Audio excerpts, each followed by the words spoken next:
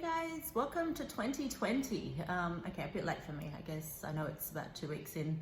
I haven't really posted anything for this year. So I thought my first piece of content for the year will be around something that hopefully will help you guys. Excuse me. Over the last week or so, I've had a few friends ask me for some advice personally around their business, and basically they're like, I'm so sick and tired of all these influencers, hitting me up for free stuff, like what do they want, all this stuff for free. Now, I thought I would give you another perspective that might be able to see the process in a bit more positive way.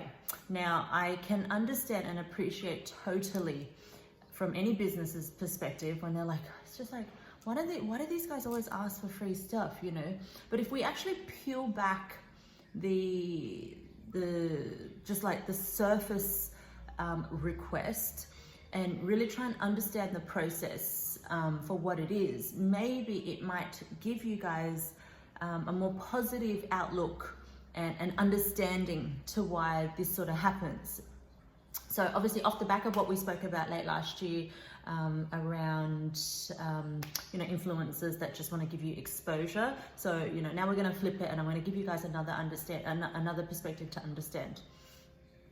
Okay, so we're just going to use the example of, say, like a cake baker, right? Say you have a basic 1-tier cake. You charge $150 for this cake. Now, if we were to strip that back and say, work it backwards, right? So say you charge $150 for this cake, but it actually costs you, say, $50 or $75 to make this cake, if we factor in ingredients and a little bit of time, right? So let's say $75. So say this influencer has 20,000 followers, right? Like myself. Now, if you thought about it, right?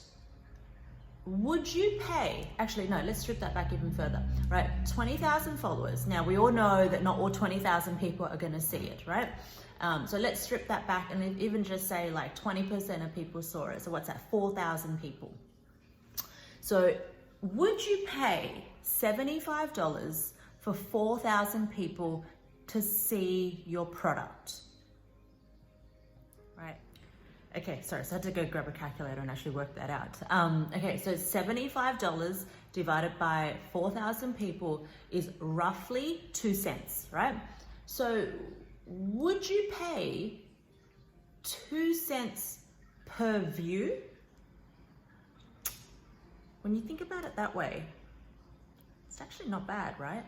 And say you don't even get one sale from this. All right, say you don't even get one sale from this, but from a brand awareness perspective, what a great way to get your brand out. Hey, let's even be even more conservative. Let's say only 10%, so 2,000 people saw that. So 4 cents it will cost you per person to see that. That's not bad. So before we start to get really antsy and upset about these influencers, all they want is free stuff and all this sort of stuff, well, there's got to be a give and take, really. Okay, like at the end of the day, they have the ability to show your product or service to their audience, right? And we all know we need to see a product or service more than once. So what if you just did a whole round of, you might say, okay, I'm going to pick 10 of the best local influencers in my area, right? They might not even have 20,000 followers. They might have 10,000 followers. And just do a brand awareness campaign. I mean, you know what I mean? Like how beneficial would that seem, right? And if 10% of each of those audience members got to see your product, that's not a bad sort of return when you think about it, right? And after you agree to these collaborations, ask to see the insights of that post. Forget about the likes, because we all know we don't tap everything that we see. We don't like everything that we see. But look at that reach number and see how many people or how many accounts that post reached. And then you'll be able to gauge, okay, well, 4,000 people got to see this. And then you divide it by your cost, and then you think about, well, if I had to advertise to that many people, how much would it cost?